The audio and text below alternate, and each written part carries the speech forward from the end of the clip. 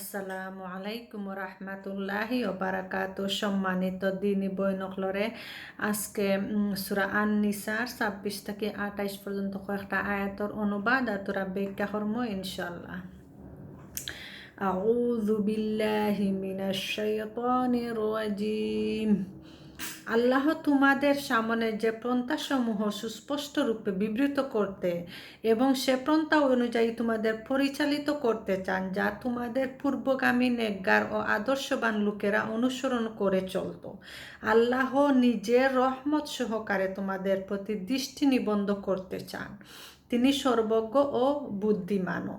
হ্যাঁ, আল্লাহ তো তোমাদের প্রতি রহমতের দৃষ্টি নিক্ষেপ করতে চান, কিন্তু যারা নিজেদের নফসের লালসায় অনুসরণ করে তারা চায় যে তোমরা সত্যের পথ থেকে ভ্রষ্ট হয়ে বহু দূরে সরে যাও। আল্লাহ তোমাদের উপর থেকে বিধি নিষেধের বোঝা হালকা করতে চান, কেননা মানুষকে অনেক দুর্বল করে পয়দা করা হয়েছে।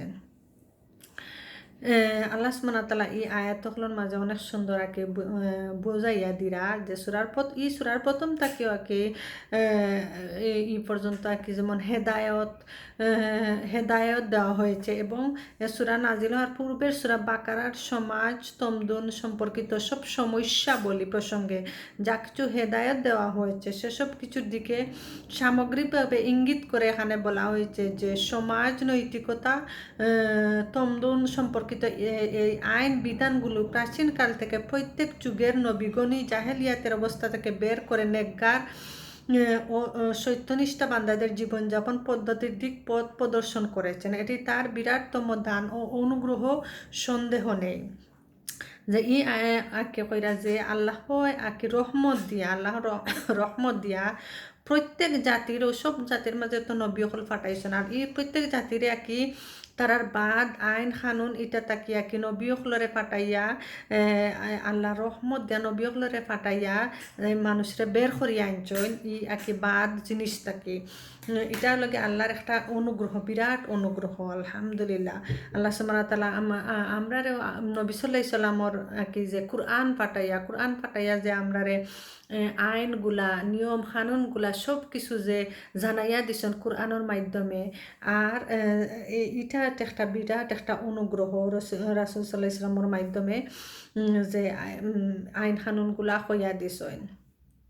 তো জাহিলিয়ার যুগে, জাহিলি যে যুগ আর কি, এই যুগের মানুষের তো তারা এমন বাদ কাম করতো আর কি, তারা যেমন কোনো আইন কানুনিতা আসিল না, তারা বাদ আইন আসিল।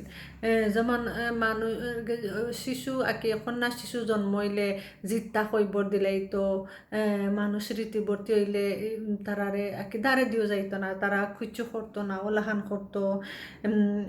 অনেক আর কি বাদ আর কি সুদ, এটা জুয়া, এটা অনেক বাদ জিনিস আছিল। কিন্তু আল্লাহর রহমত দিয়া এটা আকে কোরআনের মাধ্যমে এটা জাহিলিয়া যুগটাকে আকে এটা ধ্বংস করছে। এখনো আছে যারা জাহিলি মানুষ সকল বুঝে না, মানে না, তারা করে। বাট এটা যে ইসলাম একটা শান্তির ধর্ম সুন্দর করে যে এটা বুঝাইয়া দিছেন, কোরআনের মাঝে শিকাইয়া দিছেন, মানুষে যে মানিয়া চলইন, এটা একটা আল্লাহর রহমত আর কি। এটা একটা আল্লাহর রহমত। যেমন এখানে মুনাফা প্রাচীনপন্থী জাহিলি মদিনার শহরতলি ইয়াহুদির দিকে ইঙ্গিত করা হয়েছে। আর কি জাহিলির যে মদিনার যে জাহিলির লোক হল আর কি, তারার দিকে ইঙ্গিত করা হয়েছে যে তারা আগেও তা করতো। নবী সাল্লাল্লাহু আলাইহি ইসলামে যখন তা আর কি কোরআন অনুযায়ী যে আইন অকল করিয়া দিছেন পরে, তারা ইটার আর কি তারা যেমন আর কি তারা মানিয়া নিত না, তারা মনে করতো যে এটা কিলাহান, যেমন এটা তারা যে অন্যায় বাদ খাম করতো, এটা আর কি তারা মানিয়া নিতে পারতো না, তারা করতো নবী সাল্লাল্লাহু আলাইহি ইসলাম রে। আর আল্লাহ সুবহানাহু ওয়া তাআলা কত সুন্দর আইন হল করিয়া দিরা। অপর দিকে ছিল ইহুদিরা শতাব্দীকালের স্থিতিশীল স্বাস্থ্য ব্যাখ্যা দ্বারা মূল কুদাই শরীয়তের ওপর এরা নিজেদের মন গড়া আইন বিধানের একটি বাড়ি বুঝে চাপিয়ে নিয়েছে। তারা নিজের যে কি মন গড়া যে বিধান তারা নিজে বানাইছে, এটা তারা ইয়াহুদিরা আগে।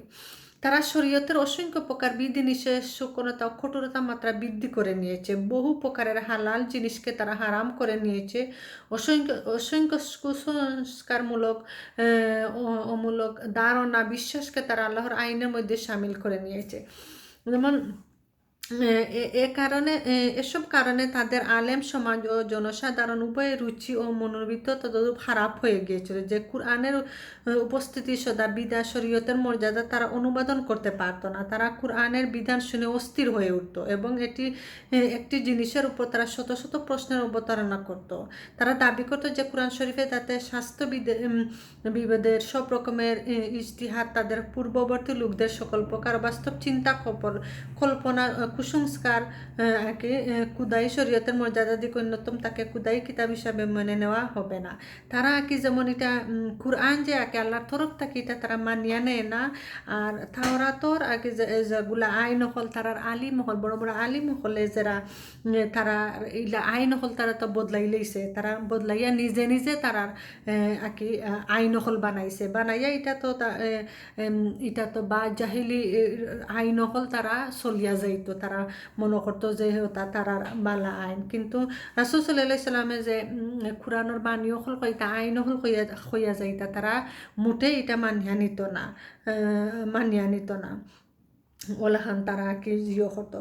তারা নবী করিম সাল্লাল্লাহু আলাইহি ইসলামের দিকে ইশারা করে বলতে লাগলো যে এই ব্যক্তি তো আমাদের প্রচলিত শরীয়তের সকল হারাম কাজকে হালাল, নাপাক জিনিসকে পাক করার জন্য কসম খেয়ে বসেছে। তারা হয়তো যে নবী সাল্লাল্লাহু আলাইহি সাল্লামে তো হালাল তারার যেটা হালাল হইতা ওটা তারা হারাম হইলাই নাকি, তার উল্টা যে তারা হতো এটা তারা মানিয়া নিত না। তারা হয়তো যে তারা যেটা নাফাক মনে করতো ওটার তাই ফাঁক মনে করা ওলাহা নাকি তারা করতো।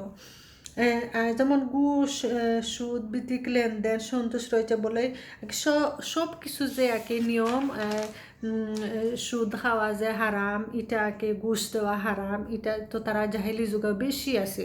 তো এটা নবী সাল্লাল্লাহু আলাইহি ইসলামে যে কোরআনের মাধ্যমে এটা যে নিষেধ আইছে, আর নবী সাল্লাল্লাহু আলাইহি ইসলামে যে প্রচার করা লাগছেন তারা এটা করা লাগছেন, তারা এটা কোনো অবস্থাতেই মানিয়ে নিত না। তো এটা লাগে কোরআন আল্লাহ তাআলা আমরা কল্যাণর লাগি আল্লাহ রহমত স্বরূপ নবী সাল্লাল্লাহু আলাইহি সাল্লাম রে ফাটাইছেন। আর এই ফাটাইয়া এই কোরআনের আইন কানুনগুলা নিয়ম কানুনগুলা কিলা মানুষের পর্দা করতো, একজন মহিলার কিলাখান পর্দা করা, কিলাখান চলা ফেরা, ইসলামিক আইন কিলাখান, একটা রাষ্ট্র চালাইতে একটা আইন লাগে, নিয়ম কানুন লাগে, ইলাখান ও রাষ্ট্রীয়ভাবে আইন সব কিছু সুন্দর করে কোরআনের মাঝে বুঝাইয়া দিছে। আর জাহিলি হলে তারা এটা মানতে রাজি নাই। তখন আল্লাহ সুবহানাহু ওয়া তাআলা ইটার মাঝে যারা মানব এরা তো